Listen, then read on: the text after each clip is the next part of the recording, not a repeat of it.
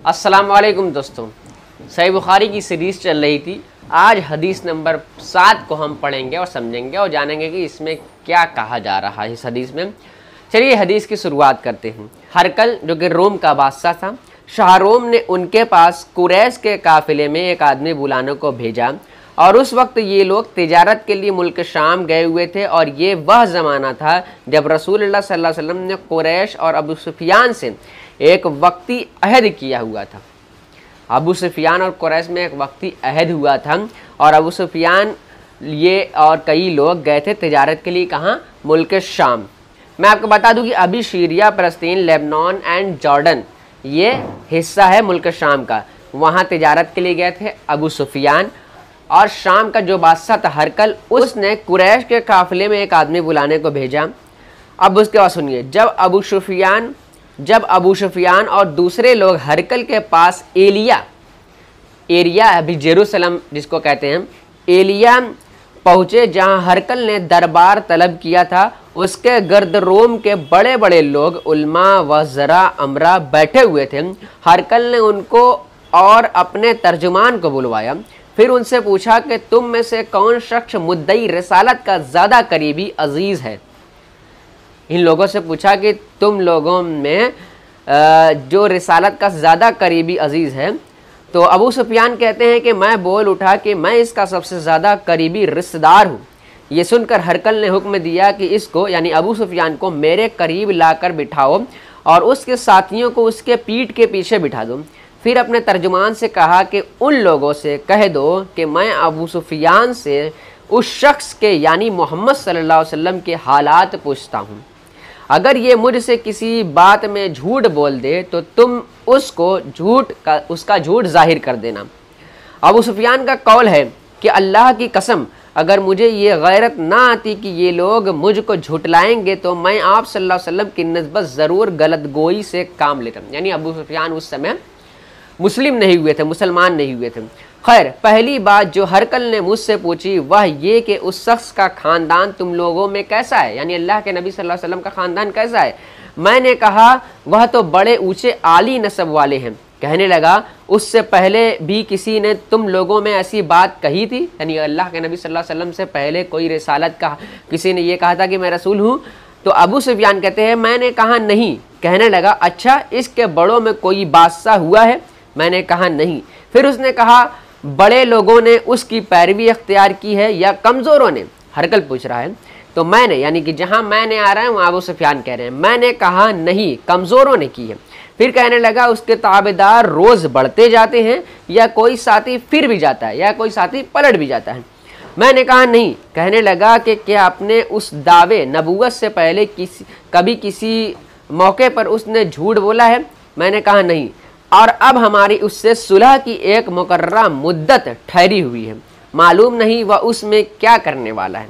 अबू सुफियान कहते हैं कि मैं इस बात के सिवा और कोई झूठ उस गुफ्तगू में शामिल न कर सका, यानी कि सुलह के बारे में जो कह रहे हैं। हरकल ने कहा क्या तुम्हारी इससे कभी लड़ाई भी होती है। हमने कहा कि हाँ। बोला फिर तुम्हारी उसकी जंग का क्या हाल होता है। मैंने कहा लड़ाई डोल की तरह है, कभी वह हमसे मैदान जंग जीत लेते हैं और कभी हम उनसे जीत लेते हैं। हरकल ने पूछा वह तुम्हें किसी बात का हुक्म देता है। मैंने कहा यानी अबू सुफियान कहते हैं कि मैंने कहा वह कहता है कि सिर्फ एक अल्लाह ही की इबादत करो, उसका किसी को शरीक न बनाओ और अपने बाप दादा की शिरक की बातें छोड़ दो और हमें नमाज पढ़ने, सच बोलने, परहेजगारी और सिलाह रहमी का हुक्म देता है। ये सब सुनकर फिर हरकल ने अपने तर्जुमान से कहा कि अबू सुफियान से कह दे कि मैंने तुमसे उसका नस्ब पूछा तो तुमने कहा कि वह हम में आली नस्ब है और पैगंबर अपनी कौम में आली नस्ब ही भेजा जाया करते हैं। मैंने तुमसे पूछा कि दावा नबूवत की ये बात तुम्हारे अंदर इससे पहले किसी और ने भी कही थी। तुमने जवाब दिया कि नहीं। तब मैंने अपने दिल में कहा कि अगर ये बात इससे पहले किसी ने कही होती तो मैं समझता कि उस शख्स ने भी इस बात की तकलीद की है जो पहले की जा चुकी है। ये सारी बातें हरकल कह रहा है अबू सुफियान से और जो दरबार में बैठे हुए।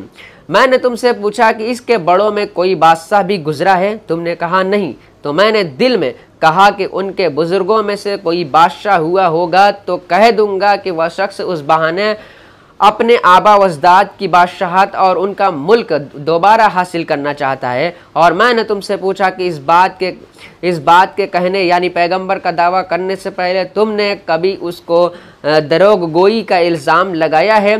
तुमने कहा नहीं। तो मैंने समझ लिया कि जो शख्स आदमियों के साथ दरोग गोई से बचे वह अल्लाह के बारे में कैसे झूठी बात कह सकता है, यानी जो आदमी के बारे में झूठी बात नहीं कह सकता वो अल्लाह के बारे में कैसे झूठी बात कह सकता है। और मैंने तुमसे पूछा कि बड़े लोग उसके पैरों होते हैं या कमज़ोर आदमी? तुमने कहा कमज़ोरों ने उसकी इत्तिबा की है। तो दरअसल यही लोग पैगंबर के मुत्तबईन होते हैं। और मैंने तुमसे पूछा कि इसके साथी बढ़ रहे हैं या कम हो रहे हैं? तुमने कहा कि वह बढ़ रहे हैं और ईमान की कैफियत यही होती है हत्ता कि वह कामिल हो जाता है। और मैंने तुमसे पूछा कि आया कोई शख्स उसके दीन से नाखुश होकर मुर्तद भी हो जाता है? तुमने कहा नहीं। तो ईमान की खासियत भी यही है, जिनके दिलों में उसकी मुसर्रत रच बस जाए वह उससे लौटा नहीं करते। और मैंने तुमसे पूछा कि आया वह कभी अहद शक्नी करते हैं? तुमने कहा नहीं। पैगंबरों का यही हाल होता है, वह अहद की खिलाफ वर्जी नहीं करते। और मैंने तुमसे कहा कि वह तुमसे किसी चीज़ के लिए कहते हैं? तुमने कहा कि वह हमें हुक्म देते हैं कि अल्लाह की इबादत करो, उसके साथ किसी को शरीक न ठहराओ, और तुम्हें बुतों की परस्तिश से रोकते हैं, सच बोलने और परहेजगारी का हुक्म देते हैं। लिहाजा अगर ये बातें जो तुम कह रहे हो सच हैं तो अनकरीब वह इस जगह का मालिक हो जाएगा कि जहाँ मेरे ये दोनों पाँव हैं। हरकल कह रहा है कि अगर ये सारी बातें सच है जो तुम कह रहे हो तो यकीनन जहाँ पे अभी मैं बैठा हूँ वो यानी अल्लाह का नबी सल्लल्लाहु अलैहि वसल्लम इस जगह के मालिक हो जाएंगे। मुझे मालूम था कि वह पैगंबर आने वाला है, हरकल कह रहा है, मगर मुझे ये मालूम नहीं था कि वह तुम्हारे अंदर होगा। अगर मैं जानता कि उस तक पहुँच सकूँगा तो उससे मिलने के लिए हर तकलीफ गवारा करता। अगर मैं उसके पास होता तो उसके पाँव धोता। हरकल ने रसूलुल्लाह सल्लल्लाहु अलैहि वसल्लम का वह खत मंगवाया जो आपने वहिया कल्बी रज़ी अल्लाह अन्हु के ज़रिए हाकिम बसरा के पास भेजा था, और उसने वह हरकल के पास भेज दिया था। हाकिम बसरा के पास अल्लाह के नबी ने वहिया रज़ी अल्लाह तआला अन्हु के ज़रिए खत भेजा था और हाकिम बसरा ने हरकल के पास भेज दिया था। फिर उसको पढ़ा तो उसमें लिखा था, अल्लाह के नाम के साथ जो निहायत मेहरबान और रहम वाला है। अल्लाह के बंदे और उसके पैगंबर मोहम्मद सल्लल्लाहु अलैहि वसल्लम की तरफ से ये ख़त है शाह रोम के लिए। उस शख्स पर सलाम हो जो हिदायत की पैरवी करे। उसके बाद मैं आपके सामने दावत इस्लाम पेश करता हूँ। अगर आप इस्लाम ले आएँ तो दीन व दुनिया सलामती नसीब होगी, अल्लाह आपको दोहरा सवाब देगा। और अगर आप मेरी दावत से रोगरदानी करेंगे तो आपकी रियाया का गुनाह भी आप ही पर होगा। और ए अहले किताब, एक ऐसी बात पर आ जाओ जो हमारे और तुम्हारे दरमियान यकसा है, वह ये कि हम अल्लाह के सिवा किसी की इबादत न करें और किसी को उसका शरीक न ठहराएं, और न हम में से कोई किसी को अल्लाह के सिवा अपना रब बनाए। फिर अगर वह अहले किताब उस बात से मुँह फेर लें तो मुसलमानों तुम उनसे कह दो कि तुम मानो या न मानो, हम तो एक अल्लाह की इताअत गुजार हैं। अबू सुफियान कहते हैं कि जब हरकल ने जो कुछ कहना था कह दिया और ख़त पढ़कर फारिग हुआ तो उसके इर्द गिर्द बहुत शोर व गोगा हुआ, बहुत शोर शराबा हुआ, बहुत सी आवाज़ें उठी और हमें बाहर निकाल दिया गया। तब मैंने अपने साथियों से कहा कि अबू कबशा के बेटे नबी करीम सल्लल्लाहु अलैहि वसल्लम का मामला तो बहुत बढ़ गया है, देखो तो उससे बनी अशफर रोम का बादशाह भी डरता है। ये अबू सुफियान कह रहे हैं।